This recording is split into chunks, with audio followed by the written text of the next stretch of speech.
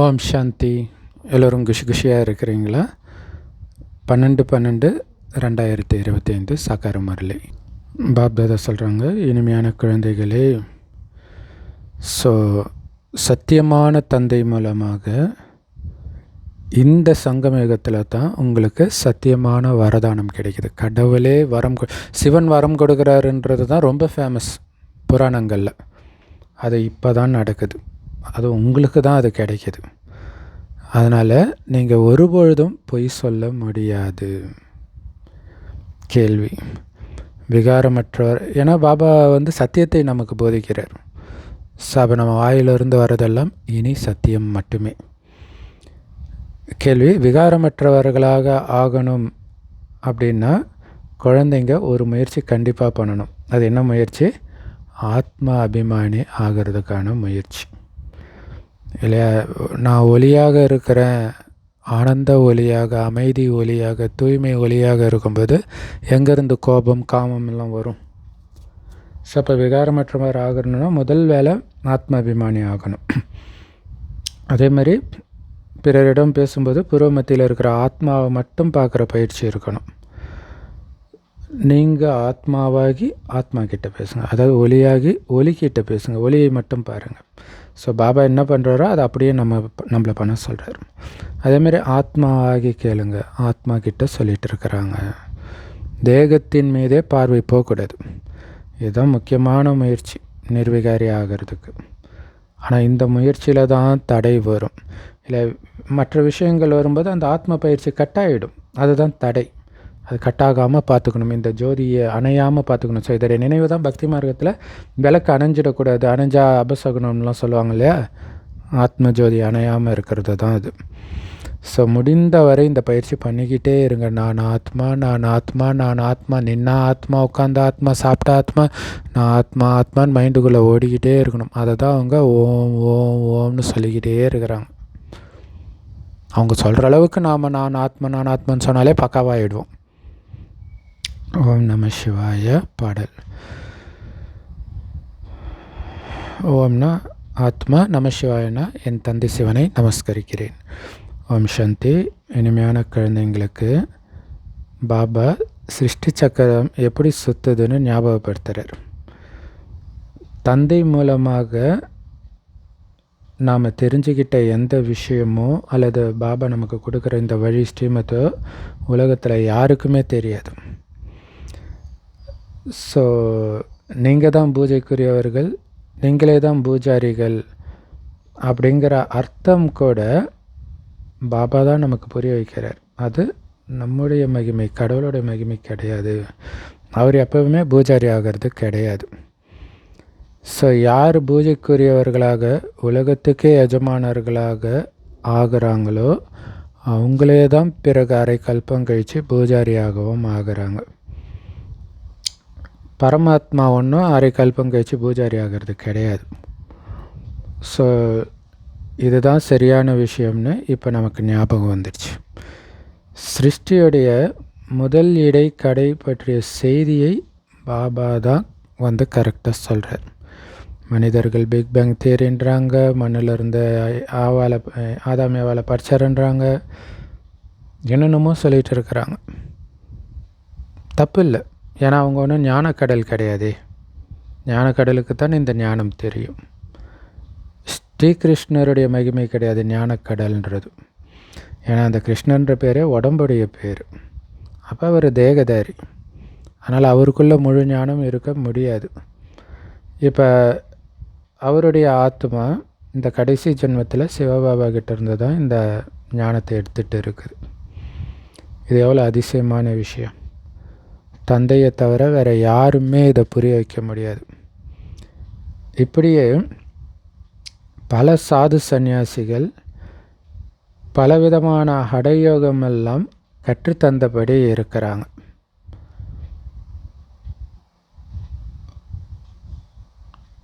அது எல்லாமே பக்தி மார்க்கம் இல்லையா? அவங்களுக்கு சிருஷ்டியுடைய முதலீடு கடையோ, ஆத்மாவை பற்றிய ஞானமோ, பரமாத்மாவை பற்றிய ஞானமோ, அவரை ஏன் நினைக்கணும், எப்படி நினைக்கணும், அதனால் நமக்கு என்ன கிடைக்கிது, எதுவுமே தெரியாது. தெரியாமலே சும்மா ஹடயோகம் சொல்லி கொடுத்துட்ருக்குறாங்க. அங்கே தான் மக்களும் போய் விழறாங்க. அதெல்லாம் பக்தி மார்க்கம். சத்தியுகத்தில் நீங்கள் யாருக்கும் பூஜை பண்ணுறது கிடையாது. நீங்கள் அங்கே பூஜாரி ஆகிறதும் கிடையாது.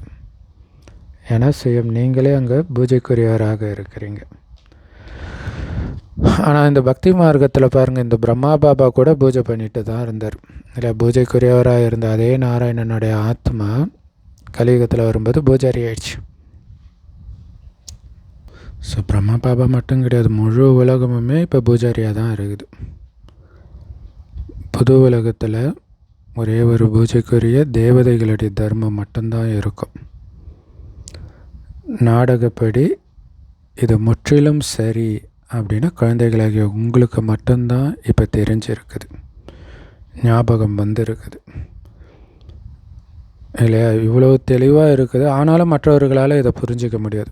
இதுதான் ஆச்சரியம். ஸோ இதுதான் கீதையின் உண்மையான கதை. பேரை மட்டும் கீதையில் சிவனுக்கு பதிலாக கிருஷ்ணர் பேரை மாற்றிட்டாங்க. ஸோ இதை புரிய வைக்கிறதுக்கு தான் நீங்கள் முயற்சி செய்கிறீங்க. 2500 வருடங்களாக கீதை கிருஷ்ணரோடதுன்னு தான் மனிதர்கள் புரிஞ்சிருக்கிறாங்க. இப்போ இந்த ஒரே பிறவியில் கீதையை சொன்னது நிராகார சிவபகவான்னு புரிஞ்சிக்கிறதுக்கு கண்டிப்பாக நேரம் எடுக்கும் தானே, டக்குன்னு புரிஞ்சிக்க மாட்டாங்க இல்லையா? ஸோ பக்தியை பற்றியும் பாபா புரிய வைக்கிறார். மரம், பக்தியின் மரம் பாருங்கள், எவ்வளோ உயரமாக, எவ்வளோ பறந்து விரிந்து எத்தனை கிளைகளோடு இருக்குது இல்லையா? அவ்வளோ கண்ணுக்கு குளிர்ச்சியான மரத்தை விட்டுட்டு ஒன்றுமே இல்லாத விதையை நோக்கி எல்லோரும் வந்துட மாட்டாங்க. ஆனால் அந்த விதையிலிருந்து தான் மரம் வந்திருக்குது. அந்த விதையாகிய சிவத்தந்தையே எங்களுக்கு அந்த ராஜயோகத்தை கற்றுக் கொடுக்குறாருன்னு நீங்கள் எழுத முடியும். எந்த குழந்தைங்களுக்கு நிச்சயம் ஏற்படுதோ அவங்க நிச்சய புத்தியோடு மற்றவர்களுக்கும் புரிய வைக்கிறாங்க. அவங்களுக்கே நிச்சய புத்தி இல்லைன்னா அவங்களே குழப்பத்தில் இருப்பாங்க. பிறகு அவங்க எப்படி புரிய வைப்பாங்க? அப்போ அவங்களுக்கு ஒரு பயம் இருக்கும், இதெல்லாம் புரிய வச்சா ஏதாவது பிரச்சனை வந்துடுமா? அப்போ பாபா கேட்குறார், ஓ இன்னும் பயமற்றவராக நீ ஆகலையான்னு கேட்குறார் இல்லையா? இந்த ஞானத்தின் போதை ஏறிடுச்சுன்னா இந்த பயம் இருக்காது. முழுசாக ஆத்மா அபிமானி ஆகிட்டிங்கன்னா பயமற்றவராக ஆகிடுவீங்க. ஏன்னா பயப்படுறதுன்றதே பக்தி மார்க்கத்தின் விஷயன்றார் சமசூப்பரில் அது. ஸோ இதோடைய நினைவாக பக்தி மார்க்கத்தில் நிறைய நாயன்மார்கள் கதை அந்த மாதிரி ஒரு தைரியமான நிறைய விஷயங்கள் பண்ணியிருப்பாங்க. ராஜாக்களை எதிர்த்தெல்லாம் அப்படி வெளிப்பட்டிருக்க கதை. ஸோ இங்கே நம்ம ஞானத்தை வெளிப்படுத்தணும். பாபா மேலே நிச்சய புத்தி வந்துருச்சுன்னா போதையாக நம்ம சொல்ல ஆரம்பிச்சிடும். ஏன்னா நீங்கள் எல்லோரும் மகாவீரர்கள். மாயை மீது நீங்கள் எப்படி வெற்றி அடைகிறீங்கன்னு பாவம் உலகத்தினருக்கு தெரியாது. ஸோ முந்தைய கல்பத்தில் கூட பாபா இதே மன்மனாபவ மந்திரத்தை நமக்கு கொடுத்து தூய்மை ஆக்குனார் அப்படின்னு நம்ம புரிஞ்சுக்கிறோம். ஸோ பதித்த பாவன தந்தையே தான் இதை நமக்கு இப்போ புரிய வைக்கிறார். ஸோ கீதையிலும் இந்த வார்த்தை இருக்குது, மன்மனாபவன். ஆனால் இப்படி யாருமே புரிய வைக்கிறது கிடையாது. குழந்தைகளே, ஆத்ம அபிமானி ஆகுங்கள் அப்படின்னு பாபா சொல்கிறார். கீதையிலையும் வார்த்தை இருக்குது மன்மனாபவன். ஆனால் மாவில் உப்பு போடுற அளவுக்கு ரொம்ப கம்மியாக தான் உண்மையான விஷயங்கள் இருக்குது. ஸோ பாபா எல்லா விஷயத்தை வச்சும் நமக்கு நம்பிக்கையை ஏற்படுத்துகிறார். நிச்சய புத்தி உள்ளவர்கள் தான் வெற்றி அடைவார்கள். ஸோ மாயை சந்தேகத்தை ஏற்படுத்திக்கிட்டே இருக்கும். ஸோ சந்தேகம் வரும்போது பாபா விட்டு போவாங்க, விகாரத்தில் விழுவாங்க, மற்ற இயக்கங்கள் சங்கர் பார்ட்டி இந்த மாதிரி போய் விழுவாங்க. இதெல்லாம் நடந்துக்கிட்டே இருக்கும். ஏன்னா அதுதான் ஃபில்டர் ஆகுறது அப்படின்னு சொல்கிறது. ஏன்னா ஃபில்டர் வடிகட்டி எடுத்துகிட்டு போகிறார் சொர்க்கத்துக்கு பக்காவானவர்களை மட்டுமே, அசைக்க முடியாத நிச்சய புத்தி உடையவர்கள் மட்டுமே. அப்படி நிச்சய புத்தி உள்ளவர்களுக்கு மட்டும்தான் அந்த விநாச காட்சியை பார்க்கக்கூடிய தைரியம்லாம் இருக்கும். நீங்கள் இப்போ பாபா கிட்ட இருந்து ஆஸ்தியை எடுக்கிறீங்க. இல்லற விஷயங்களில் கண்டிப்பாக இருக்கணும். எல்லோரும் மதுபன்லே உட்காந்துக்கிறது கிடையாது. சேவை செய்யணும் இல்லையா, சென்டர் திறக்கணும். எல்லா மதுபன்லேயே வந்து உட்காந்துக்கிட்டிங்கன்னா செய்தி எப்படி போகிறது மற்றவங்களுக்கு?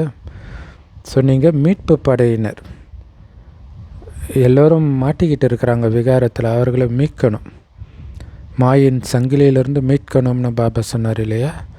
ஸோ அதுதான் இந்த ஈஸ்வரிய மிஷனுடைய வேலையே. இதுக்கு முன்னாடி நீங்கள் சூத்ரர்களுடைய மாயாவி மிஷனை சார்ந்தவர்களாக இருந்தீங்க. இப்போ தான் ஈஸ்வரிய மிஷனை சார்ந்தவர்களாக ஆகியிருக்கிறீங்க. உங்களுக்கு அதிகமான மகத்துவம் இருக்குது இல்லையா. புராண கதைகள் இதெல்லாம் இப்போவே நம்ம பார்க்குறோம், நம்மளுடைய மகிமை பாடுறது. ஆனால் நம்மளை தான் மகிமை பாடுறாங்கன்னு அவங்களுக்கு தெரியாது, ஆனால் நமக்கு தெரியும்ல, அந்த போதை இருக்கணும். இந்த லக்ஷ்மி நாராயணனுக்கு எவ்வளோ மகிமை பாருங்க. அப்போ இவங்க ராஜா ராணிக்கு மகிமைனா அதே மாதிரி தானே பிரஜைகளும் அங்கே மகிமைக்குரியவர்களாகவே இருப்பார்கள். ஸோ அப்படி மகிமைக்குரிய ராஜ்யத்தை தான் அவங்க பண்ணுவாங்க. மற்றபடி இவர்கள் இந்த லக்ஷ்மி நாராயணனை சர்வகுண சம்பனர், அதாவது அனைத்து தெய்வீக குணங்களிலும் நிரம்பியவர்கள், உலகத்துக்கே எஜமானர்கள் அப்படின்னு சொல்லுவாங்க. ஏன்னா அந்த நேரத்தில் லக்ஷ்மி நாராயணனுடைய ராஜ்யம் இருக்கும்போது சத்தியுகத்தில் வேறு எந்த ராஜ்யமும் இருக்காது, எந்த தர்மமும் இருக்காது. ஒரே ஒரு ஆதிசநாதன தேவி தேவதா தர்மம் மட்டும்தான் இருக்கும் முழு உலகத்துலேயும். ஸோ எப்படி முழு உலகத்துக்கும் எஜமானர் ஆக முடியும் அப்படின்னு இப்போ குழந்தைங்க புரிஞ்சுக்கிட்டீங்க. தேவதை ஆகிறதன் மூலமாக தான் ஆக முடியும். இப்போ நாம் தான் தேவதையாக ஆகிறோம். பிறகு தேவதை ஆன பிறகு அவங்க யாருக்கு தலை வணங்கணும்? யாருக்கும் தலை வணங்க மாட்டாங்க. அதனால் அங்கே அவங்க பூஜாரிகள் கிடையாது. இப்போ நீங்கள் தேவதை ஆகிறதுக்கான ஞானம் நிரம்பியவர்களாக ஆகியிருக்கிறீங்க. யாருக்கு இந்த ஞானமே இல்லையோ அவங்க தான் யாரை பார்த்தாலும் தலை வணங்கியபடி இருப்பாங்க. ஆனால் உங்களுக்கு எல்லாருடைய தொழிலையும் தெரியும் இல்லையா. அவங்க சொர்க்கத்தை ஆட்சி செஞ்சாங்க, அவர்களை நான் ஏன் வணங்கணும்? அப்படி இருந்ததே நான் தான். இப்போ அந்த மாதிரி ஆகிறதுக்கெல்லாம் முயற்சி பண்ணணும். ஒரு பணக்காரன் ஏழையான அப்புறம் பணக்காரனாக இருக்கும்பொழுது இருந்த ஃபோட்டோவை வணங்குறது எப்படி? அது அறியாமை தானே. அந்த மாதிரி தான் இது. இப்போ மீண்டும் பணக்காரன் ஆகிறதுக்கான வழியைத்தான் பார்க்கணும். ஸோ எந்த படம் பக்தி மார்க்கத்தில் கரெக்டு, எது தப்பு அப்படின்னு நீங்கள் புரிய வைக்க முடியும். ராவண ராஜ்யத்தை பற்றியும் நீங்கள் புரிய வைக்கிறீங்க. ஸோ இப்போ நடந்துகிட்டு இருக்கிறது ராவண ராஜ்யம். இதில் உலக விநாசத்தை பிடிச்சிட்டு இருக்கிறத பார்க்குறோம். வைக்கோலுக்கு தீ பற்ற போகுதுன்னு நமக்கு தெரியும். எந்த வைக்கோலுக்கு? ஒட்டுமொத்த உலகன்ற வைக்கோலுக்கு. ஸோ இதெல்லாம் வந்து பாட்டில் இருக்குது, ஆனால் அதுக்கான அர்த்தத்தை நாம் தான் புரிய வைக்கிறோம். பக்தி மார்க்கத்தில் பலவிதமான படங்களை உருவாக்கி இருக்கிறாங்க. உண்மையிலே முதல்ல சிவபாபாவுக்கு மட்டும்தான் பூஜை நடக்குது, சதோபிரதான பக்தி அது. பிறகு பிரம்மா, விஷ்ணு, சங்கர் இவங்களுடைய சிலையெல்லாம் உருவாக்கி பூஜை பண்ணுறாங்க. அது கூட கரெக்டாக தான் இருக்குது. பிறகு லக்ஷ்மி நாராயணன் சிலை உருவாக்குறாங்க, அதுவும் கரெக்டு தான். ஆனால் அதுக்கப்புறம் என்னென்னமோ உருவாக்க ஆரம்பிச்சிடுறாங்க, ஆஞ்சநேயர், பிள்ளையார், அப்படி இப்படின்ட்டு. திருமூர்த்தியிலேயே பிரம்மா, சரஸ்வதி 2 பேருமே வந்துடுறாங்க. ஏன்னா 4 கைகள் கொடுத்துருக்குறாங்க இல்லையா. பக்தி மார்க்கத்தில் பாருங்கள் எத்தனை படங்களை உருவாக்குறாங்க. ஹனுமானுக்கும் பூஜை பண்ணுறாங்க. ஆனால் நீங்கள் பூஜைக்குரியவராக மகாவீரராக ஆகிட்டு இருக்கிறீங்க. கோயிலில் கூட சிலரை வந்து யானை மேலே சவாரி செய்கிறவராக காட்டுறாங்க. குறிப்பாக ஜெயின கோயில்களில் அப்படி இருக்கும். சிலரை குதிரை மேலே சவாரி செய்கிறதா காட்டுறாங்க. இந்த ஐயனார் மதுரை வீரன் கோயிலில் கூட அந்த மாதிரி இருக்கும். இப்போ நீங்கள் யானை மேலேயும் குதிரை மேலேயுமா சவாரி பண்ணிகிட்டு இருக்கிறீங்க? ஸோ அதோட அர்த்தம் என்னென்னா மாயின் மீது வெற்றி, அது சண்டை இல்லையா. யானைப்படை, குதிரைப்படை. அப்போ ராஜா எப்போவுமே யானை மேலே தான் வருவார், அது மகாரதி. ஸோ அப்போ தோல்வியே கிடையாது, மாயக்கிட்ட தோக்கிறதே கிடையாது. அவங்க யானைப்படையினர், மகாரதிகள். இவங்க வந்து குதிரைப்படை வந்து வேகமாக ஜெயிக்கும், சில சமயம் விழுந்துடும், மறுபடியும் எழுந்திரிச்சு ஜெயிக்கும், இப்படி நடக்கும்.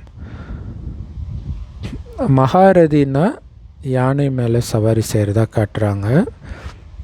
ஆனால் அவங்க என்ன பண்ணிட்டாங்க, யானையை ஓட்டுறவங்களாக காட்டிட்டாங்க, யானை பாகனாக காட்டிட்டாங்க. ஸோ யானையை முதலை சாப்பிட்டது அப்படின்னு காட்டுறாங்க ஒரு கதையில். அதோடைய அர்த்தம் என்ன? யானை மேலே சவாரி செய்கிற மகாரதிகளையும் மாயான்ற முதலை விழுங்கிடுதுன்னு அர்த்தம். ஸோ அப்போ ரொம்ப எச்சரிக்கையாக இருக்கணும். ஸோ அந்த கதை சூப்பராக இருக்கும். யானை வந்து தண்ணி குடிக்க போகுது, அப்போ முதலை வந்து பிடிச்சிடுது. அப்போ என்ன சொல்லுவாங்கன்னா, சின்ன வயசில் இந்த கதை அடிக்கடி சொல்லுவாங்க, யானைக்கு பூமியில் பலம், முதலைக்கு தண்ணியில் பலம், தண்ணியில் யானையுடைய பலம் செல்லுபடி ஆகாது. அந்த மாதிரி நாம் எச்சரிக்கையாக இருக்கணும் மாயைக்கிட்ட. மாயைக்கிட்ட போய் மாட்டிக்கிட்டோன்னா முடிஞ்சு போச்சு கதை. அப்போ எது நமக்கு சேஃப்டி? பாபா கழுத்து மாலையாகவே இருக்கணும். பரமசிவன் கழுத்திலிருந்து பாம்பு கேட்டது கருடா சௌக்கியமா, இருக்கும் இடத்தில் எல்லாம் இருந்தால் எல்லாம் சௌக்கியமே. அந்த மாதிரி பாபா கூடவே பாபா கட்டி பிடிச்சிக்கிட்டே இருந்தீங்கன்னா எதுவும் நெருங்காது. பாபா விட்டிங்கன்னா முடிஞ்சு போச்சு, மாயைன்ற முதலை விழுங்கிடும். இதுதான் இதோடைய அர்த்தம்னு பாபா புரிய வைக்கிறார். ஸோ இப்போ நமக்கு வந்து அந்த ஞானத்தின் புரிதல், விழிப்புணர்வு வந்துடுச்சு. நல்ல நல்ல மகாரதிகளையும் கூட மாயை தின்னுடுது. அதனால் ரொம்ப எச்சரிக்கையாக இருக்கணும். ஏதாவது ஒரு விகாரம் இருக்குதா, அகங்காரம், காமம், எது வேணாலும் எப்போ வேணாலும் தாக்கும். அதனால் எப்போவுமே எச்சரிக்கையாக இருக்கணும். யாரோ ஒருத்தவங்க ஃப்ளோரன்ஸ் நைட்டிங்கேல் நினைக்கிறேன், எப்போவுமே ஒரு விளக்கோடவே அலைவாங்க. அந்த மாதிரி பாபான்ற தீபத்தோடவே இருக்கணும். விட்டோன்னா முடிஞ்சு போச்சு, இருள் வந்துடும், மாயை நம்மளை முழுகடிச்சிடும். ஸோ இது மகாரதிகளையும் மாயை நல்ல நல்ல மகாரதிகளை எல்லாம் விழுங்கிடுது. இது ஞானத்தின் விஷயம். இதை மற்றவர்கள் யாரும் புரிய வைக்க முடியாது. அதனால் நாம் விகாரமற்றவராக ஆகணும், தெய்வீக குணங்களையும் தாரணை பண்ணணும் அப்படின்னு பாபா சொல்கிறார். ஒவ்வொரு கல்பமும் பாபா சொல்கிறாரு, காமம் மிகப்பெரிய எதிரி, அதை வெல்வதில் தான் ரொம்ப உழைப்பு இருக்குது, உழைப்பு தேவைப்படுது. இதன் மீது நீங்கள் வெற்றி அடைகிறீங்க. கரெக்டாக சொல்லணும்னா, காமத்தை வெல்வதனால் ஒட்டுமொத்த உலகத்தையுமே நாம் அடையிறோம். பிரஜாபிதாவுடையவராக ஆகிட்டீங்க அப்படின்னாலே சகோதரன் சகோதரி ஆகிட்டீங்க. அப்புறம் எப்படி காமம் இருக்க முடியும்? ஆனால் உண்மையிலே நீங்கள் ஆத்மாக்கள். ஆத்மா இன்னொரு ஆத்மா கிட்ட பேசுது. ஒரு ஆண் ஒரு பொண்ணுக்கிட்ட பேசலை, ஒரு ஆத்மா, ஒரு ஒலிப்புள்ளி இன்னொரு ஒலிப்புள்ளிக்கிட்ட பேசுதுன்றது மைண்டில் ஓடிக்கிட்டே இருக்கணும். அதனால தான் நான் ஆத்மா நான் ஆத்மான்னு சொல்லிக்கிட்டே இருங்கன்றார். ரொம்ப முக்கியமானது அது இல்லையா? இந்து மதத்தில் வந்து ஸ்ரீராம ஜெயம், ஓம் நம சிவாய, இது லட்சம் தடவைலாம் எழுதுவாங்க நோட்டு போட்டு. எதோடைய நினைவு? இப்போ நாம் பல கோடி முறை திரும்ப திரும்ப திரும்ப சொல்லி சொல்லி மைண்டில் ஆழமாக ஆத்ம உணர்வை வர வைக்கிறதுடைய நினைவு அது. ஸோ உண்மையிலே நீங்கள் ஆத்மாக்கள் தானே. அப்போ ஆத்மா சகோதரன் சகோதரன். ஸோ சகோதர ஆத்மா கிட்ட பேசுகிறன்றது இருக்கணும். உடல் நினைத்தால் தான் சகோதரி வரும். அந்த உடலே வேண்டாம், ஏன்னா அந்த சகோதரி உறவு கூட ஏமாத்திடுதுன்றார். ஆத்மா தான் இந்த காது மூலமாக கேட்குது அப்படிங்கிறத ஞாபகம் வச்சுக்கணும். நான் ஆத்மாவுக்கு சொல்கிறேன், தேகத்துக்கு கிடையாது. இதெல்லாம் இயல்பாகவே பாபா சிவபாபாவுக்குள்ளே ஓடிட்டு இருக்கும். ஸோ அதை நமக்கு புரிய வைக்கிறார். நான் ஆத்மா கிட்ட பேசிகிட்ருக்கிறேன், உடம்புக்கிட்ட கிடையாது. உண்மையிலே ஆத்மாக்களாகிய நாம் சகோதர சகோதரர்கள். பிறகு பிரம்மாவுடைய குழந்தை உடலில் வரும் பொழுது சகோதரன் சகோதரி. இதை தவிர்த்து நமக்குள்ளே வேறு எந்த உறவும் கிடையாது. ஸோ அதனால் உங்களுடைய பார்வை ஆத்மாவின் பக்கம்தான் போகணும். ஆத்மா கிட்டத்தான் நீங்கள் பேசணும். நான் என்னுடைய சகோதரனுக்கு சொல்லிட்டு இருக்கிறேன் அப்படின்ற எண்ணம் இருக்கணும். சகோதரனே கேட்குறீங்களா? இல்லை நிறைய பேர் ஆத்மா தூங்கிட்டு இருக்கோம். ஸோ அந்த ஆத்மா எழுந்திரி கேளு அப்படி நம்ம சொல்லணும். ஸோ இதில் நினைவு தான் கும்பகர்ணன் தூங்கிட்டே இருப்பான். அடுத்தது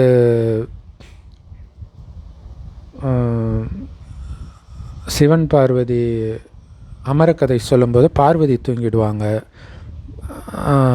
அதேமாதிரி அர்ஜுனனுடைய மகனுக்கு அர்ஜுனனுடைய மனைவி வயிற்றில் கர்ப்பத்தில் அந்த குழந்தை இருக்கும்போது ஒரு விஷயத்தை கிருஷ்ணர் சொல்லுவார். ஆனால் அம்மா தூங்கிடுவாங்கன்னு வரும். ஸோ மொத்தத்தில் என்னென்னா இது மறந்துடுது. அது மறக்காமல் இருக்கணும். எல்லாமே தூக்கத்தில் இருக்குது ஆத்மா. நம்மளும் அப்படி தான் இருந்தோம் இல்லையா? ஸோ இப்போவும் ஃபுல்லாக ஏஞ்சிட்டோன்னு சொல்ல முடியாது. அப்போ நம்மளும் ஏந்திரிச்சிருக்கணும். இன்னொரு அந்த சகோதர ஆத்மா எழுந்திரின்ற அந்த உணர்வோடு நீங்கள் சொல்லணும். சகோதரனே கேட்குறீங்களா? ஆம், ஆத்மாவாகிய நான் கேட்குறேன். ஸோ இப்படி நம்ம புரிஞ்சுக்கணும். ஸோ பிக்கனேர்ன்ற ஊரில் ஒரு குழந்தை இருந்துச்சான். அது எப்பவுமே ஆத்மானு தான் லெட்டர் எழுதும் போல இருக்குது. இப்போவும் நிறைய பாபா குழந்தைங்க அப்படி சொல்லுவாங்க. உங்கள் பேர் என்னென்னு, இந்த ஆத்மாவுடைய உடம்புக்கு இந்த பேர், இந்த ஆத்மாவுடைய உடம்புக்கு இந்த வயசு அப்படி சொல்லுவாங்க. ஆச்சரியமாக இருக்கும். ஸோ அவங்க எப்போவுமே தன்னை ஆத்மானு தான் எழுதுவாங்களாம். என்னுடைய ஆத்மா இந்த சரீரத்தின் மூலமாக எழுதிட்டு இருக்குது. ஆத்மாவாக என்னுடைய கருத்து இது, என்னுடைய ஆத்மா இதை செஞ்சிட்டு இருக்குது அப்படின்னு எழுதுவாங்களாம் ஒவ்வொரு லைன்லையும். அப்போ அந்த பயிற்சி பண்ணால் தானே அதை பண்ண முடியும். ஸோ அதனால் இந்த ஆத்மாபிமானி ஆகிறதுன்றது தான் நாம் பண்ண வேண்டிய மிகப்பெரிய முயற்சி. என்னுடைய ஆத்மா நமஸ்காரம் பண்ணுது. ஸோ பாபா எப்படி சொல்கிறாரு, ஆன்மீக குழந்தைகளே, புருவத்தின் மத்தியைத்தான் பார்த்து பேசணும். அங்கே இருக்கிற ஆத்மாவைத்தான் பார்க்கணும். ஏன்னா ஆத்மா தான் நீங்கள் பேசுகிறத கேட்குது. ஆத்மாவுக்குத்தான் நான் சொல்கிறேன். அதனால் உங்களுடைய பார்வை எப்போவுமே ஆத்மாவின் பக்கம்தான் போகணும். அழியக்கூடிய உடலின் பக்கம் போகக்கூடாது. ஆத்மா புருவ மத்தியில் தான் இருக்குது. ஸோ சரீரத்தின் மீது எப்போ பார்வைப்படுதோ அப்போ தான் தடை வருது இல்லையா? ஆத்மா உணர்வில் நிலைக்க முடியாமல் போயிடுது. அதனால் ஆத்மா கிட்ட தான் பேசணும், ஆத்மாவை தான் பார்க்கணும். ஸோ இன்றைக்கி பக்காவாக ஆத்மாபிமான பயிற்சி கொடுக்குறாரு பாபா. அதனால் தேக அபிமானத்தை விட்டுடுங்க. தேகத்தை பார்க்குற பழக்கம், தேகம் நினைக்கிற பழக்கத்தை விட்டுருங்க. ஸோ உண்மையிலே சிவபாபா கூட மதுபனில் பிரம்மாவுடைய புருவ மத்தியில் தான் உட்காந்துட்ருக்கிறாருன்னு ஆத்மாவுக்கு தெரியும். ஸோ அவருக்கு நாம் நமஸ்காரம் செய்கிறோம்.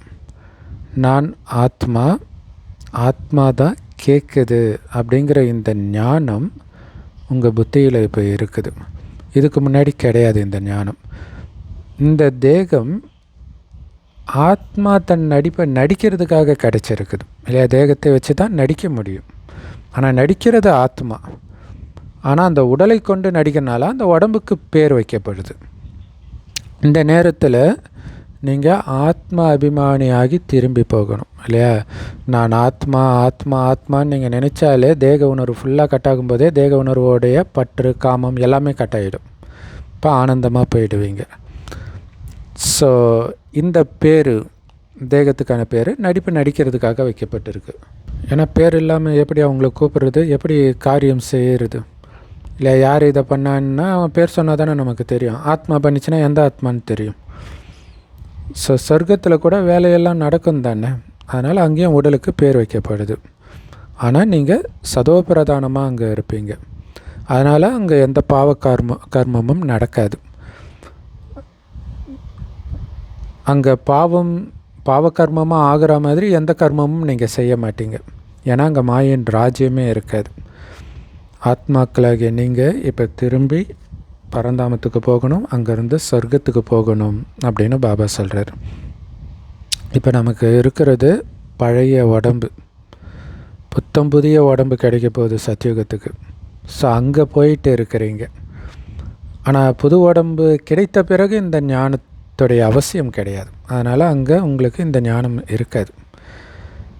இங்கே ஏன் இந்த ஞானத்தை கொடுக்குறாருன்னா, இங்கே தானே நீங்கள் துர்கதியில் இருக்கிறீங்க. துர்கதியிலேருந்து மீட்கிறதுக்கு தான் இந்த ஞானம். மீட்கப்பட்ட பிறகு இந்த ஞானம் தேவை கிடையாது. ஸோ அங்கேயும் நீங்கள் காரியமெல்லாம் செய்ய தான் செய்வீங்க. ஆனால் அது அகர்மம் ஆகிடும், எதிர்விளைவு இல்லாததாகிடும். அங்கே புண்ணிய கர்மமும் வராது, பாவக்கர்மமும் வராது. ஏன்னா இப்போ செய்த புண்ணிய கர்மத்துடைய பலன் அங்கே பாவமும் செய்ய மாட்டீங்க. ஸோ பலனை அனுபவிப்பீங்க. அதனால் அங்கே செய்கிற காரியத்துக்கு புண்ணிய கணக்கெலாம் வராது. ஸோ அதனால் கர்மத்தின் விதி அங்கே ஸ்டாப் ஆகிருக்கும். இப்போ பாபா சொல்கிறாங்க, உங்களுடைய கைகள் வேலை செய்தாலும் உங்களுடைய புத்தி தந்தையை நினைவு செஞ்சுக்கிட்டே இருக்கட்டும், அல்லது ஆத்மா தந்தையை நினைவு செஞ்சுக்கிட்டே இருக்கட்டும். சத்தியுகத்தில் இல்லையா, இப்போ ரெண்டு நடந்துக்கிட்டே நீங்கள் பேசலாம். ஒரே நேரத்தில் 2 காரியம் பண்ணுறீங்க. அதுமாதிரி நீங்கள் எந்த காரியம் செஞ்சுட்டு இருந்தாலும் மனதை பாபா கிட்டே ஈடுபடுத்த முடியும். சத்தியுகத்தில் நீங்கள் தூய்மையாக இருக்கிறதுனால நீங்கள் செய்கிற காரியமும் தூய்மையாக தான் இருக்குது. இந்த தமோ பிரதான ராவண ராஜ்யத்தில் தான் நீங்கள் செய்கிற காரியங்கள் எல்லாமே அழுக்க கெட்டதாக இருக்குது. அதனால தான் மனிதர்கள் அந்த பாவத்தை அழிக்கிறதுக்காக தீர்த்த யாத்திரைக்கெல்லாம் போகிறாங்க. சத்தியுகத்தில் தீர்த்த யாத்திரை போக வேண்டிய அவசியம் கிடையாது. ஏன்னா அப்படி எந்த பாவமும் நீங்கள் பண்ணுறது கிடையாது. பாவத்தை தொலைக்க தானே தீர்த்த யாத்திரை போகிறாங்க. அங்கே நீங்கள் செய்யக்கூடிய காரியங்கள் எல்லாமே சத்தியமானவையாக இருக்கும். சத்தியத்தின் வரதானம் கிடச்சிருக்குது இப்போ நமக்கு பாபா கிட்ட இருந்து. அந்த வரம் அங்கே பிராப்தியாக இருக்குது. அங்கே பொய்யான எந்த விஷயமும் இருக்காது, விகாரத்தின் விஷயமே இருக்காது. அதே மாதிரி நீங்கள் வேலை செய்கிறதுக்கெலாம் பொய் சொல்ல வேண்டிய அவசியமே இருக்காது. ஆனால் இங்கே பேராசை இருக்கிறதுனால மனிதர்கள் நிறைய பொய் சொல்கிறாங்க, திருடுறாங்க, ஏமாத்து வேலையெல்லாம் பண்ணுறாங்க. அங்கே இந்த மாதிரி விஷயங்கள்லாம் இருக்கவே இருக்காது. நாடகத்தின்படி நீங்கள் அந்த மாதிரி மலர்களாக ஆகுறீங்க. அது விகாரம்னா என்னன்னே தெரியாத சம்பூர்ண நிர்விகார உலகம். ஆனால் இப்போ இருக்கிறதோ விகாரம் நிரம்பிய உலகம். ரெண்டுத்துக்கும் எவ்வளோ பெரிய வித்தியாசம் பாருங்கள். இப்போ இந்த முழு 84 பிறவிகளின் விளையாட்டும் நம்ம புத்தியில் இருக்குது. இந்த நேரத்தில் தான் நீங்கள் தூய்மை ஆகிறதுக்காக முயற்சி பண்ணணும். யோக பலத்தின் மூலமாக நீங்கள் உலகத்துக்கே எஜமானராகிறீங்க. ஸோ யோக பலம் தான் ரொம்ப ரொம்ப முக்கியமானது. அதன் மூலமாக தான் உலகத்துக்கே எஜமானராகிறோம். பக்தி மார்க்கத்தில் எவ்வளோ கடுமையாக யாகம், தவம், புண்ணியமெல்லாம் பண்ணோம், தீர்த்த யாத்திரையெல்லாம் பண்ணோம். அதன் மூலம் யாரும் என்னை அடையிறதில்லைன்றார். அப்படின்னால என்ன அர்த்தம்? அது வேஸ்ட்டு தான். சதோ ரஜோ தமோன்னு கீழே இறங்க தான் செஞ்சீங்க, இறங்கி தான் ஆகணும் பக்தியில். ஆனால் ஞானமும் ரொம்ப ஈஸி, ரொம்ப சுவாரஸ்யமானதும் கூட. அதில் முயற்சியும் பண்ண வேண்டியது இருக்குது. அது ஈஸியான முயற்சி தான், கவனம் மட்டும் வைக்கணும், வேறு ஒன்றும் கிடையாது. இந்த யோகத்துக்குத்தான் மகிமை. இதன் மூலமாக தான் நீங்கள் சதோப்பிரதானமாக ஆகணும். தமோ பிரதானத்திலிருந்து சதோப்பிரதானமாகிறதுக்கு பாபா தான் வழிகாட்டுறார். வேறு யாரும் இந்த ஞானத்தை கொடுக்க முடியாது. சிலர் நிலாவுக்கு கூட போயிட்டு வரலாம், சிலர் தண்ணி மேலே கூட நடக்கலாம்.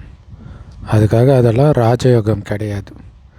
அதன் மூலமாலாம் நரன்லேருந்து யாரும் நாராயணன் ஆக முடியாது. ஸோ பாபா கொடுக்குற யோகத்தின் மூலமாக தான் ஆத்ம தூய்மையாகி நாராயணன் ஆக முடியும். நாம் தான் ஆதிசநாதன தேவி தேவதா தர்மத்தவர்களாக இருந்தோம், இப்போ மறுபடியும் ஆக போகிறோம், ஆகிட்டு இருக்கிறோம். ஸோ இப்போ நாம் இதை புரிஞ்சுக்கிறோம், நமக்கு ஞாபகம் வந்துடுச்சு. பாபா ஞாபகப்படுத்துகிறார். முந்தைய கல்பத்தில் கூட இதே ஞானத்தை தான் பாபா புரிய வச்சார். நிச்சய புத்தி வைஜெயந்தி, அதாவது நிச்சய புத்தி உள்ளவர்களுக்கே வெற்றி அப்படின்னு சொல்லப்படுது. நிச்சய புத்தி இல்லைன்னா அவங்க கேட்கவே வரமாட்டாங்க.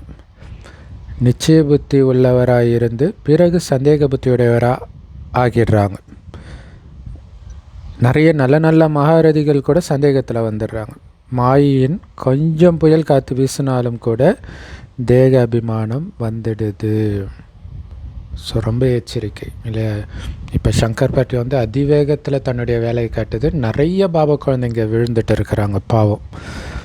ஸோ இங்கே அசைக்க முடியாத நிச்சயம் பற்றி அந்த பாபாவோட அந்த அனுபவம் ஆயிடுச்சுன்னா அதுக்கப்புறம் நம்ம எங்கேயுமே திரும்பி கூட பார்க்க மாட்டோம். ஸோ இங்கே சிவபாபா பிரம்ம பாபா பாப் தாதா 2 பேரும் இணைஞ்சு இருக்கிறாங்க. சிவபாபா ஞானம் கொடுக்குறார். ஸோ கொடுத்த பிறகு போயிடுறாரா அல்லது என்ன நடக்குது? அதுக்கப்புறம் பேசுகிறதுல யார் பேசுகிறாது? நீங்கள் எப்பவும் இருப்பீங்களா அல்லது போயிடுவீங்களா அப்படின்னு பாபா கிட்ட கேட்டாங்களாம். ஸோ தந்தைக்கிட்ட இதை வந்து பிரம்ம பாபா கிட்ட கேட்க முடியாது. ஏன்னா அவருக்கே தெரியாது எப்போ சிவபாபா வரார் எப்போ போகிறாருன்ட்டு. ஸோ அதனால் சிவபாபா சொல்கிறாரு, நான் உங்களை தூய்மையற்றவர்லேருந்து தூய்மை ஆகிறதுக்கான வழிகாட்டுறதுக்காக வரேன். ஸோ வருவேன் போவேன், ஏன்னா எனக்கு நிறைய வேலைகள் இருக்குது. ஸோ மற்ற குழந்தைங்கக்கிட்டேயும் பாபா போகிறாரு, அவங்க மூலமாகவும் காரியம் செய்ய வைக்கிறார். ஸோ அதனால் இதில் சந்தேகத்தின் விஷயம் எதுவுமே நீங்கள் எடுத்துகிட்டு வர வேண்டாம். உங்களுடைய வேலை பாபாவை நினைவு செய்கிறது தான். சந்தேகத்தில் வந்தீங்கன்னா விழுந்துடுவீங்க. மாயை பலமாக அடி கொடுத்துடும். பல பிறவிகளின் கடைசி பிறவியிலும் கடைசி காலத்தில் நான் இவருக்குள்ளே பிரவேசிக்கிறேன் அப்படின்னு பாபா சொல்லியிருக்கிறார். ஸோ பாபா தான் இந்த ஞானத்தை கொடுத்துட்டு இருக்கிறாருன்ற நம்பிக்கை குழந்தைங்கக்கிட்ட இருக்குது. இருந்தாலும் நிறைய குழந்தைங்க இந்த நம்பிக்கையிலிருந்து விலகி சந்தேக புத்தியுடையவராக ஆகிடுறாங்க இல்லையா. பாபா வந்து நான் வருவேன் போவேன்றார். அதை ரொம்ப அழுத்தம் கொடுத்து சொல்கிறதில்ல. ஏன்னா அப்போ பிரம்ம பாபா மதிக்காமல் போயிடுவாங்க இல்லையா. ஏன்னா பாபா சொல்கிறது வந்து பிரம்மா பாபா சொல்கிற அத்தனையும் நான் சொல்வதாகவே புரிஞ்சுக்கோங்கன்றார். ஸோ எப்போ சிவபாபா உள்ளே இருந்து பேசுகிறாருன்னே தெரியாது யாருக்குமே. ஸோ அதனால் அவர் என்ன பேசினாலும் நான் பேசுகிறதாவே புரிஞ்சுக்கோங்கன்றார். ஆனால் இப்போ இதில் என்ன பிரச்சனை இருந்துச்சுன்னா, ஓகே சிவபாபா இவர் உடம்புல இருந்தார், இப்போ போயிட்டார், அவர் கடைசி வரைக்கும் இருப்பண்ணார், அப்போ எங்கள் உடம்புல தான் இருக்கிறாரு அப்படின்னு சங்கர் பார்ட்டி கிளம்பிட்டாங்க. ஆனால் பாபா வந்துட்டு போவாருன்னு சொன்னது அவங்க மைண்டில் பதியல பாவம். சரி, ஸோ இது பாபாவுக்கும் தெரியும், விழுறாங்கன்னு தெரியும், இன்னும் விழுவாங்கன்னு தெரியும். நீங்கள் தூய்மை அடைய தானே வந்திருக்கிறீங்க, அதுக்கு என்னை மட்டும் நினைவு செய்யுங்க, வேறு எந்த விஷயத்திலையும் போய் விழ வேண்டாம். ஏன்னா பாபா வந்தது தூய்மையாக்கிறதுக்கான ஞானத்தை கொடுத்துட்டார். இன்னொரு இடத்துல போய் என்ன சொல்ல போகிறாரு? இது ஒன்று யோசித்தாலே முடிஞ்சு போச்சு. நம்ம பாபாவை நினைவு பண்ணிகிட்டு இருக்கணும், அவ்வளோதான். அதனால் வேறு விஷயத்தில் போய் விழுந்துடாதீங்க. தூய்மையாகிறதுக்கு என்னை நினைவு பண்ணிகிட்டு இருக்குங்க. இறைவன் ஒளிப்புள்ளியாக இருக்கிறார், அவரை தான் நினைக்க போகிறீங்க. ஸோ மற்றபடி தேவையில்லாத விஷயத்தெல்லாம் நீங்கள் பேசிகிட்டு இருக்கிறீங்கன்னா உறுதியான நம்பிக்கை இல்லைன்னு புரிஞ்சிடுது. முதல்ல உங்களுடைய பாவத்தை அழிக்கக்கூடிய ஒரு விஷயத்தை மட்டும் புரிஞ்சுக்கோங்க. மற்ற பயனற்ற விஷயங்களை பேசுகிறதுல எந்த பிரயோஜனமும் கிடையாது, பேச வேண்டிய அவசியமும் கிடையாது. பாபாவுடைய நினைவின் மூலமாக தான் பாவ கர்மங்கள் அழியும். பிறகு ஏன் மற்ற விஷயங்களை போய் நேரத்தை வீணாக்கிட்டு இருக்கிறீங்க? இங்கே வராரா அங்கே வராரா நீங்கள் யோசிச்சுட்டு இருந்தீங்கன்னா எங்கேருந்து நீங்கள் பாபாவை நினைக்க போகிறீங்க? தானும் கெட்டது இல்லாமல் மற்றவர்களும் கெடுக்கிற வேலையை தான் பார்த்துட்ருப்போம். ஸோ யாராவது ஏதாவது கேள்வி பதிலில் குழப்பமடைகிறத பார்த்தீங்கன்னா அவங்களுக்கு சொல்லுங்கள், நீங்கள் இந்த விஷயத்தை விட்டுட்டு ஒரு பாபாவுடைய நினைவில் இருக்கிற முயற்சி பண்ணுங்கள். அதுதான் மிகப்பெரிய உழைப்பு இருக்குது. அதன் மூலமாக தான் மாயை வெல்ல முடியும். சந்தேகத்தில் வந்தீங்கன்னா படிப்பே விட்டுடுவீங்க. அப்புறம் எங்கே நீங்கள் பாபாவை நினைக்க போகிறீங்க? பிறகு நன்மையே ஏற்படாது. அதுலேயும் சங்கர் பார்ட்டியில் ஞானம் பாருங்கள், சொர்க்கத்தில் யாருமே ட்ரெஸ் இல்லாமல் இருப்பாங்க. அதான் ஆத்ம உணர்வில் இருக்கிறாங்களே, அப்புறம் எதுக்கு ட்ரெஸ்ஸு? அவர் அதுக்கு முன்னாடியே நிறைய வேதத்தில் ஆராய்ச்சி பண்ணுவார். ஸோ பைபிளில் இருக்கிற ஞானத்தெல்லாம் எடுத்தாந்து இதுக்குள்ளே போட்டு அதை பார்த்தும் போகிறாங்க. பிரம்மகுமாரிகள் மட்டும்தான் தூய்மையாக இருக்க முடியும், நம்மளால் இருக்க முடியாது அப்படியும் சொல்கிறாங்க. அதை கேட்டுக்கிட்டும் அங்கே இருக்கிறாங்க அப்படிங்கிறது தான் ஆச்சரியம். அதுக்கு எதுக்கு ஞானம்? தூய்மையாக இருக்க முடியாதுன்றதை அது ஆல்ரெடி அஞ்ஞானத்தில் அப்படி தானே இருக்கிறாங்க. தான் ஆதிவாசிகள் ட்ரெஸ் இல்லாமல் இருக்கிறாங்க இல்லையா. ஸோ இவங்க பண்ணுற பாவத்துக்கு அப்படி தான் போய் பிறப்பாங்கன்னு நினைக்கிறேன். ஸோ அப்போ படிப்பே விட்டுட்டாங்கன்னா இல்லையா, இந்த படிப்பை பார்த்தாலே புரியுது. இதே முரளி எடுத்துகிட்டு தப்பாக அவங்க விளக்கம் கொடுத்துட்டு இருக்கிறாங்க. அப்புறம் எப்படி இல்லையா, நீங்கள் பாபாவை நினைத்தால் தான் ஆத்ம தூய்மையாகும், தூய்மையானதான் இந்த ஞானம் ஆழமாக புரியவே செய்யும். அப்போ தூய்மையாக ஆகாத போது அவங்க கேட்கும்போது தான் ரைட்டு பிள்ளை இருக்குது அப்படின்னு போயிடுறாங்க. ஸோ அதனால தான் பாபா அப்போ இதனால் நன்மை ஏற்படாது. பாபாவை நினைக்க போகிறதும் இல்லை, ஞானம் உங்களுக்கு புரிய போகிறதும் கிடையாது. அதனால தான் பாபா சொல்கிறார், நாடி பார்த்து புரிய வைங்க. சந்தேகத்தில் இருந்தாங்க அப்படின்னா ஒரு விஷயத்தில் நிலைக்க செய்யணும், மிக யுக்தியோடு புரிய வைக்கணும். குழந்தைங்களுக்கு பாபா வந்திருக்கிறாருன்ற நிச்சய புத்தி இருக்கணும். நம்மை தூய்மை ஆக்கிட்டு இருக்கிறாருன்ற நிச்சயம் குழந்தைகளுக்கு முதல்ல இருக்கணும். ஸோ நான் தூய்மை ஆகிட்டு இருக்கிறேன், ஸோ என் பகவானே என்னை தூய்மை ஆக்கிட்டு இருக்கிறாருன்ற குஷி இருக்குது. இந்த ஞானத்தை படிக்கலைன்னா தேர்ச்சி அடைய மாட்டாங்க. அப்போ எப்படி அவங்களுக்கு குஷி இருக்கும்? இந்த ஞானத்தை படிக்கணும், அந்த படிப்படைய அதை நினைத்து நினைத்து தேவதையாக மாறணும், அந்த தெய்வீக குணத்தை தாரணை பண்ணணும், பாபாவையும் நினைக்கணும். இது இல்லைன்னா எப்படி குஷி இருக்கும்? ஸோ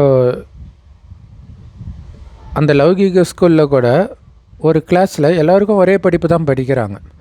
இருந்தாலும் சிலர் படித்து நல்ல லட்சக்கணக்கில் சம்பாதிக்கிறாங்க, சிலர் 5-10 ரூபாய் தான் சம்பாதிக்கிறாங்க. ஸோ அந்த படிப்பை எந்த அளவுக்கு நீங்கள் உள்வாங்கிக்கிறீங்க, ஸ்ரத்தையோடு படிக்கிறீங்கன்றதை பொறுத்து இருக்குது.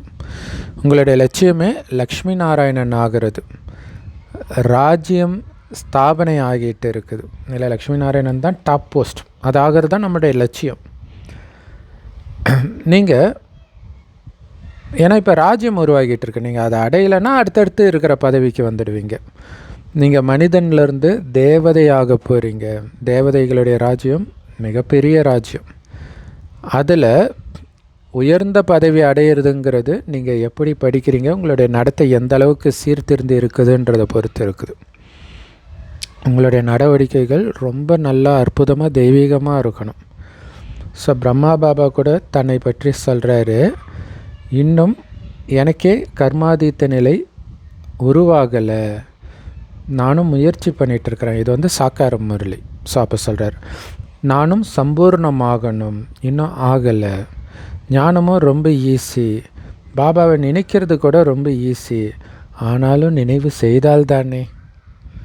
நினைக்கிறதுனா ஒலிப்புலியாக நினைக்கிறதுனா கஷ்டமாக டக்குன்னு நினைக்கலாம், ஆனால் பண்ணிக்கிட்டே இருக்கணுமே, வேறு எதுலேயும் கவனம் போகாமல். அதில் தான் கவனம் இருக்குது. எவ்வளோ சூப்பராக முடிச்சு கேட்பாங்க, ஆனால் நினைவு செஞ்சால் தானே, செய்கிறது ஈஸி தான், ஆனால் செஞ்சால் தானே அப்படின்னு முடிச்சிருக்கிறார். அற்புதமான முரளி கொடுத்த அன்பான தாய் தந்தை பாப்தாதாவுக்கு அன்பு நினைவுகள் மற்றும் காலை வணக்கம்.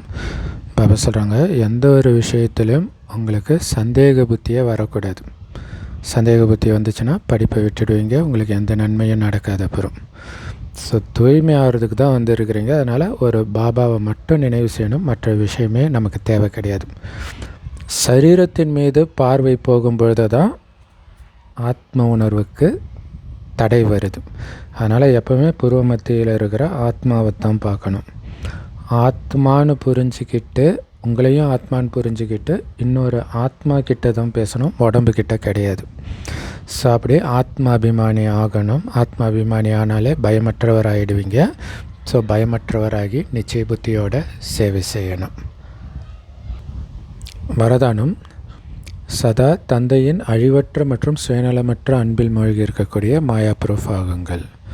அதுக்கு விளக்கம், எந்த குழந்தைங்க எப்போவுமே பாபாவுடைய அன்பில் மூழ்கி இருக்கிறாங்களோ அவங்கள மாயை கவர்ந்திழுக்கவே முடியாது. பாபா அன்பு கடல் இல்லையா, கடலுக்குள்ளே மூழ்கிட்டிங்கன்னா மேலே இருக்கிற எந்த விஷயமும் தெரியாது. ஸோ அது மாதிரி அன்பு கடலில் மூழ்கி இருக்கிற ஆத்மாவை மாயை கவர்ந்திருக்க முடியாது, ஏன்னா அது மேலே இருக்குது. எப்படி வாட்டர் ப்ரூஃப் ட்ரெஸ்ஸு போட்டாங்கன்னா அவங்க மேலே வந்து ஒரு துளி நீர் கூட ஒட்டாது இல்லையா. அதே மாதிரி யார் பாபாவுடைய நினைவில் மூழ்கி இருக்கிறாங்களோ அவங்க மாயா ப்ரூஃப் ஆகிடுவாங்க. அவங்கக்கிட்ட மாயா கொஞ்சம் கூட ஒட்டாது. மாயா எந்த விதமான யுத்தமும் அவங்கக்கிட்ட பண்ண முடியாது. ஸோ மாயா ப்ரூஃப் ஆடை என்ன, பாபாவுடைய நினைவு தான். பாபாவுடைய அன்பு அழிவற்ற அன்பு, சுயநலமற்ற அன்பு. ஸோ இந்த இதன் அனுபவியாக யார் ஆகுறாங்களோ அப்படின்னு அர்த்தம், மனிதர்களுடைய சுயநலமான அன்பில் ஏமாற்றப்பட்டு பாபாவுடைய சுயநலமற்ற அன்பை அனுபவம் செய்த பிறகு அவங்க ஒருபோதும் அல்பகால அன்பில் மாட்டிக்க மாட்டாங்க. ஏன்னா அவங்களுக்கு தெரியும் அது எங்கே இட்டுட்டு போய் விடுன்ட்டு. ஸோ ஒன்று பாபா, ரெண்டாவது நானும், மூணாவது யாருமே கிடையாது. இது வந்து பயங்கரமாக ப்ராக்டிஸ் பண்ணியிருப்பாங்க ஜானகி தாதி. எப்போ பார்த்தாலும் மேடையில் இதே தான் சொல்லுவாங்க. நான் பாபா, 3வது யாரும் இல்லை அப்படின்ட்டு. ஸோ அந்த மாதிரி நின்னா பாபா, நடந்தா பாபா, உட்காந்தா பாபா, எது நடந்தாலும் அது பாபா பண்ணார், பாபா பண்ணார், இதே தான் மைண்டில் இருக்கணும். அதுதான் உண்மையும் கூட. ஸோ அப்படி இருந்தால் தான் மாயா கிட்ட மாட்டாமல் இருப்பீங்க, இல்லைன்னா மாட்டிக்குவீங்க.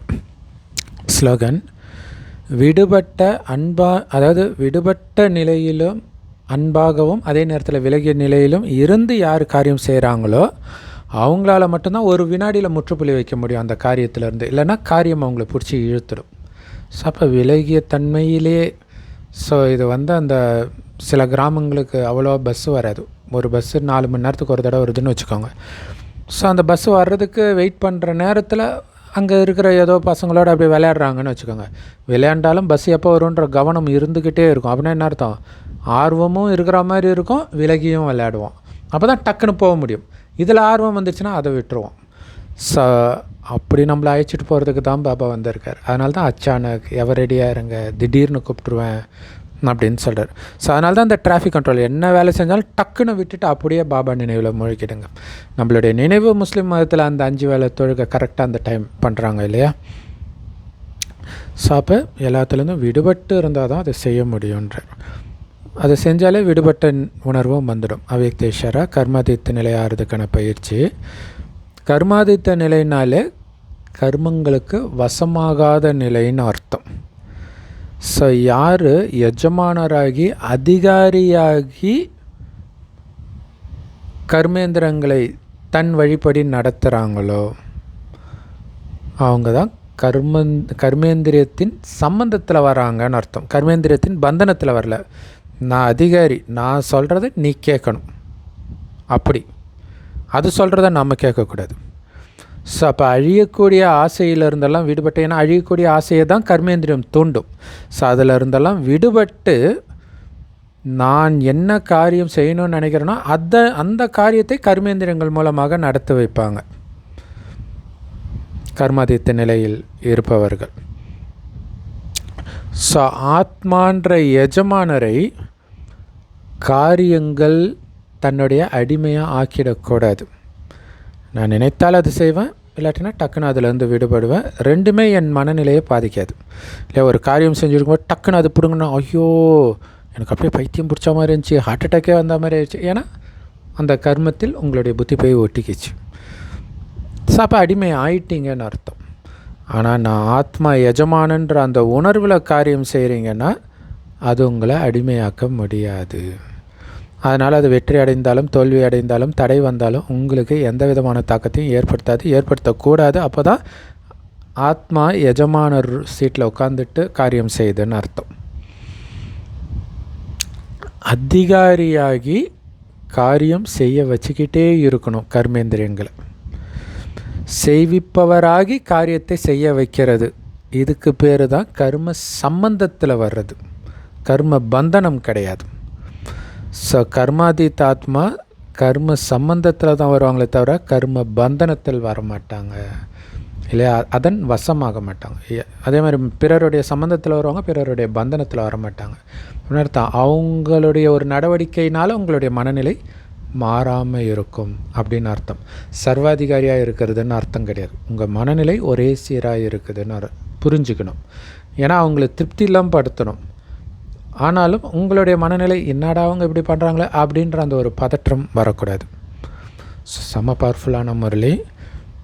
Love you BapDada. Thank you BapDada. குஷியாக இருங்க, குளிர்ச்சியாக இருங்க.